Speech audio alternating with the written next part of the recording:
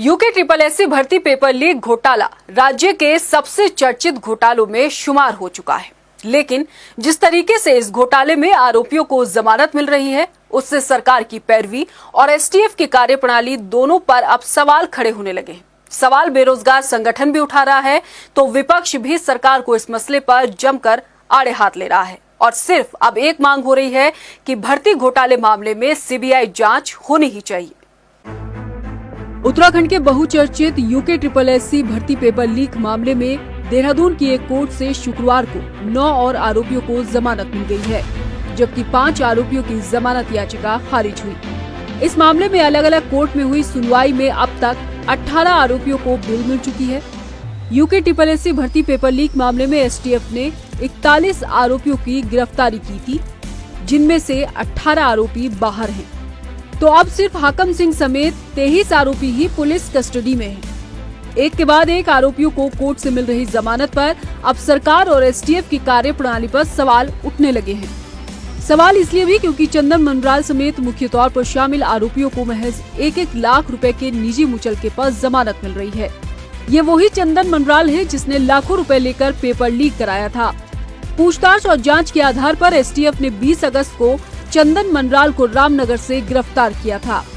Paper leak मामले में मुख्य आरोपी को इस तरीके से बेल मिल रही है तो ये कहना गलत नहीं होगा कि जेल में बंद हाकम समेत अन्य आरोपी भी अगले कुछ दिनों में जमानत के बेस पर बाहर घूमते नजर आएंगे। आरोपियों को मिल रही जमानत पर सवाल इसलिए भी उठ रहा है क्योंकि कहीं न कहीं सरकार की तरफ से कमजोर पैरवी देखने को मिल रही है। सवाल ये भी कि जो सरकार दोषियों को उनके किए की सजा दिलाने का दम भर रही है, उसकी पैरवी इतनी कमजोर कैसे हो गई कि चंद दिनों में आरोपी बेल पर रिहा हो रहे हैं, जबकि कोर्ट इस बात का हवाला दे रहा है कि इन 9 आरोपियों से पैसे की रिकवरी नहीं हुई, इस आधार पर ही उनको जमानत दी गई है। यूके ट्रिपल एससी भर्ती पेपर लीक मामले में आरोपियों को मिल रही जमानत पर बेरोजगार संगठन ने सरकार को कटघरे में खड़ा करते हुए कई सवाल उठाए हैं। बेरोजगार संघ की मांग है कि अब भर्ती घोटाले में सीबीआई जांच होनी ही चाहिए। एसटीएफ ने इस भर्ती घोटाले में 40 से ज्यादा जो है गिरफ्तारियां की थी और आज जो है 19 लोगों को इसमें जो आरोपी बनाए गए थे उनको जो है जमानत मिल चुकी है। ये वही मुख्यमंत्री है जिन्होंने जो है बाबा बद्री केदार की कसम खा के कहा था कि किसी को हम छोड़ेंगे नहीं। तो आज इन 19 लोगों को गलत पैरवी है, सरकार की गलत पैरवी के चलते मुख्यमंत्री जी आपने इनको क्यों छोड़ दिया। हमारा यह कहना है कि सभी लोगों का अब जो है नार्को टेस्ट किया जाए, जो भी इसमें आरोपी है उनका सबूत उत्तराखंड बेरोजगार संघ देगा, उनके नाम देगा। आप नार्को टेस्ट कराइए, सीबीआई जांच कराइए, क्योंकि ऐसे इन लोगों को अगर छोड़ दिया जाता है, अगर जमानत में आप जो है गलत पैरवी के चलते इनको छोड़ देते हो तो ये कहीं ना कहीं उत्तराखंड के बेरोजगारों के साथ बहुत बड़ा अन्याय। एसटीएफ की कार्रवाई और सरकार की पैरवी को लेकर जहां बेरोजगार संगठन सवाल उठा रहा है तो वहीं विपक्ष भी भर्ती घोटाले में लगातार आरोपियों को मिल रही जमानत पर आग बबूला है। कांग्रेस प्रदेश अध्यक्ष करण माहरा ने सरकार को कटघरे में खड़ा करते हुए कहा कि एक तो पहले ही भर्ती घोटाले मामले में सफेद पोश का नाम उजागर नहीं हुआ और ऐसे में आरोपियों को मिल रही बेल इस केस को और ज्यादा कमजोर कर रही है।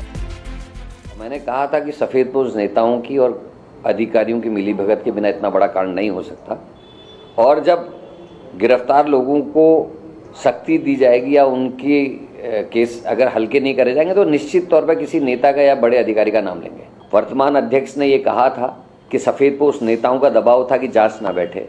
उन्होंने कहा था मैंने 3 या 4 बार इन्फॉर्म किया लेकिन कार्रवाई नहीं हुई। तो किन अधिकारियों को उनने इन्फॉर्म किया, कौन सफ़ेद पोश नेता थे जिन्होंने इसकी जांच बैठने से रोकने की कोशिश की, ये तो तभी पता चलेगा जब एस राजू के संग भी सख्ती होगी। उधर भाजपा अभी भी यही राग अलाप रही है कि भर्ती पेपर लीक घोटाले में अंतिम छोर तक जांच चलती रहेगी, लेकिन आरोपियों को मिल रही जमानतों पर बीजेपी की तरफ से कोई प्रतिक्रिया या कोई रिएक्शन देखने को नहीं मिल रहा। जिस प्रकार से एसटीएफ ने जो जांच उनको सौंपी गई, उसके बाद जो जांच प्रक्रिया जो चल रही है उसके तहत जो कार्रवाई की गई है वो निश्चित रूप से प्रदेश के लिए एक नज़ीर बनी है। चाहे उसमें कितने बड़े से बड़ा कोई व्यक्ति हो, चाहे कोई भी रहा हो, मुख्यमंत्री का स्पष्ट निर्देश है। इस मुख्यमंत्री की ने स्पेशली कहा है कि चाहे कोई भी व्यक्ति हो इसमें जो लिप्त होगा, चाहे अंतिम व्यक्ति तक जांच जाएगी और उसको जेल के सलाखों में जाना पड़ेगा।